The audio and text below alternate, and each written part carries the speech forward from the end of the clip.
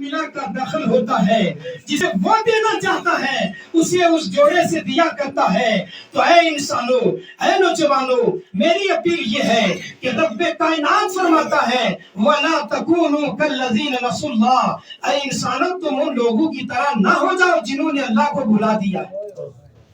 اگر ہم نے اللہ کو نہ بھلایا ہوتا تو جوان فجر میں نہ سویا ہوتا، اگر ہم نے اللہ کو نہ بھلایا ہوتا تو تاجر تولتے ہوئے وزن میں جو ہے وہ کمی نہ کرتا، اگر ہم نے اللہ کو نہ بھلایا ہوتا نوجوان بازار میں جا کر بدنگاہی نہ کرتا، اگر ہم نے خدا کو نہ بھلایا ہوتا دوسرے کی بہن پر شہوت کی نظر سے نہ اٹھا کر دیکھتا، اگر ہم نے خدا کو نہ بھلایا ہوتا تو ہمارا جو ہے وہ تنہائی بھی درست ہوتی، ہمارے مجمع میں بھی وہی حالت ہوتی، لیکن وجہ یہ ہے کہ ہم نے خدا کو بھلا دیا ہے۔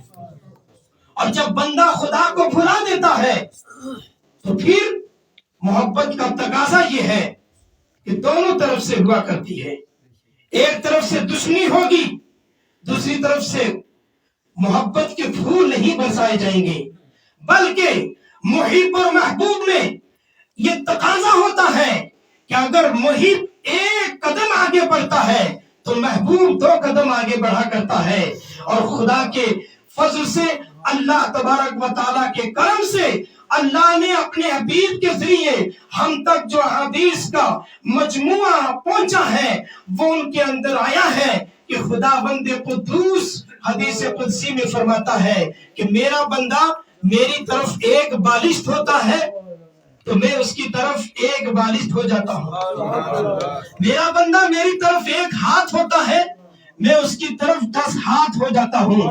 پتہ یہ چلا کہ ضرورت ہے اس بات کی کہ بندہ اس کی طرف متوجہ ہو جائے۔ آج میں کہنا چاہوں گا وقت کم ہے، آپ کو بھی جانا ہے، ہمارے مولانا صاحب جو ہے نثار صاحب ان کو بھی یہاں سے تشریف لے جانی ہے، آپ کے خطیب صاحب بھی یہاں تشریف فرما ہے۔ میں کہنا چاہوں گا کہ نوجوانوں، قرآن فہمی بہت ضروری ہے۔ میں پڑھ رہا تھا کتاب میں کہ قرآن کے حقوق جو ہے مسلمانوں پر ان سے مسلمان دور ہے۔ پہلا حق قرآن کا کیا ہے کہ قرآن کو کلام الہی مانا چاہیے۔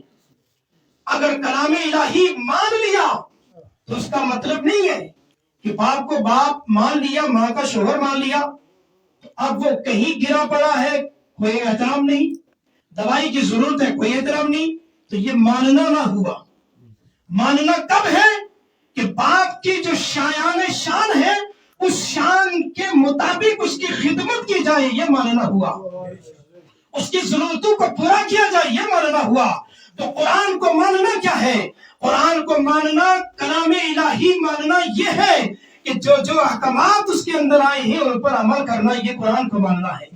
قرآن نے کہا اقیم الصلاۃ، نماز پڑھو، نماز قائم کرو، تو ہم نے نماز چھوڑ دی، لیکن قرآن کو ہم نے آ کر سجا کر رکھ دیا، دریچے میں رکھ دیا، الماری میں رکھ دیا، کھڑکی میں رکھ دیا، روشندان میں رکھ دیا۔ کہاں سے لائے ہو؟ بڑی عمدہ تحریر ہے، بڑا اچھا اس کے اوپر جو ہے وہ روشنائی سے لکھا ہوا ہے، کہاں سے لائے ہو؟ کتنی قیمت کا مل رہا ہے؟ تو آپ بتائیں گے اتنے کا لایا ہوں، دوسرا بھی خریدنے کے لیے تیار، مگر وہ خریدنے سے پہلے نہیں سوچے گا کہ اس سے لانے کا میرا مقصد کیا ہے، وہ یہی سوچے گا کہ میں اسے لا رہا ہوں تو الماری کے اندر یا اپنی لائبریری میں اس کو سجاوٹ کے طور پر لا کر رکھ دوں گا۔ اس لیے نہیں قرآن نازل ہوا۔ فرمایا قرآن کا حق یہ ہے کہ قرآن کو کلام الہی مان کر کہ یہ رب کا قرآن ہے، رب کا فرمان ہے، اور کلام الہی سے بڑھ کر کوئی دنیا کی کتاب سچی نہیں ہے۔ سچی کتاب قرآن ہے، سچا فرمان خدا کا ہے، اور خدا کے بعد سچا فرمان مصطفیٰ کا ہے۔ دنیا کے کسی بھی رائٹر کی، دنیا میں کسی بھی لکھنے والے کی، کسی مصنف کی، کسی مؤلف کی، کسی محرر کی تحریر میں کوتاہی ہو سکتی ہے، کمی ہو سکتی ہے، اس میں کٹھی ہو سکتی ہے، مگر کلام الہی میں رب ذوالجلال نے پہلے ہی سورہ فاتحہ کے ختم ہونے کے بعد سورہ بقرہ کا آغاز کرتے ہوئے ارشاد فرما لیا کہ دنیا والوں میرے کلام کے بارے میں تم جو ہے وہ شک و شبہ میں نہ پڑنا، اس کے الفاظ بھی درست ہے، اس کے معانی بھی درست ہے، اس کا نزول بھی درست ہے، اس کو جمع کرنا بھی درست ہے، اس پر اعراب لگانے بھی درست ہے۔ فرمایا ذالک الکتاب لا ریب فیہ، یہ وہ بلند ترین کتاب ہے جس میں کوئی شک و شبہ کی گنجائش نہیں ہے۔ اب جب وہ کلام، اس کا دوسرا حق کیا ہے کہ اس کی تلاوت کی جائے۔ ہم قرآن کی تلاوت سے دور ہیں، جس کی موت کا وقت قریب ہے اور وہ دنیا سے جا رہا ہے، مگر روح قفس انصری سے پرواز نہیں کر رہی، سکرات موت کا وقت ہے اور ہچکیاں لگ رہی ہیں، تو کسی کو بلا کر یا خود سورہ یاسین کو لے کر بیٹھا جاتا ہے کہ باپ کی روح جو ہے اچھے انداز سے نکل جائے۔